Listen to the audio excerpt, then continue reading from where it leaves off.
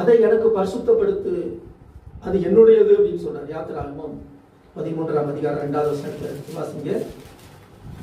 யாத்திராகமம் 13:2.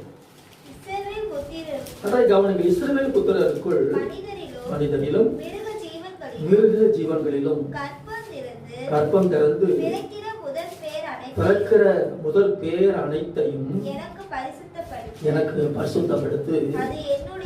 அது யாருடையது? அது யாருடையது? கர்த்தருடையது. ஆமென். சொல்லுங்க, அது யாருடையது? கர்த்தருடையது. ஏற்பாட்டிலையும் சரி, புதிய ஏற்பாட்டிலையும் சரி, நல்லா புரிந்து கொள்ளுங்க.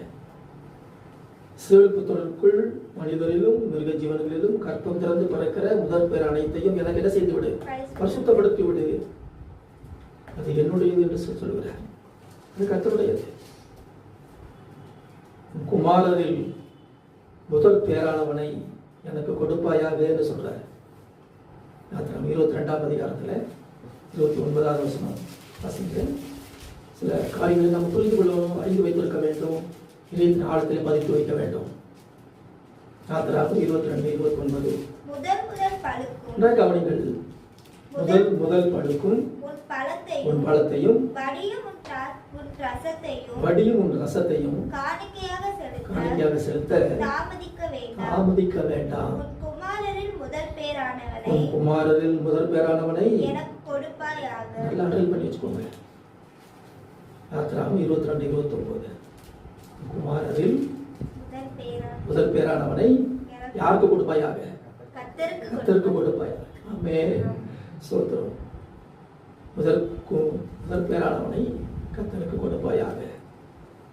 ஸ்தோத்திரம். அன்பானவர்களே, ஆனா சொல்ல அது என்னுடையதுங்கிறார். அதை பரிசுத்தப்படுத்தி விடு, அது என்னுடையது. அந்த வைராக்கியம் சொல்றாரு, உரிமையோடு சொல்றாரு, அது என்னுடையது. ஏற்கனவே பார்த்துருக்கோம், அவருடையதை நம்ம என்ன அவருக்கு கொடுக்கணும். ஆமென். ஸ்தோத்திரம். இந்த பிரமாணத்தின் முடிதான் இயேசு கிறிஸ்துவை என்ன செய்யறாங்க? அங்க அழைத்து கொண்டு போறாங்க. லூக்கா 2:23 எடுத்து வாசித்து பாருங்க.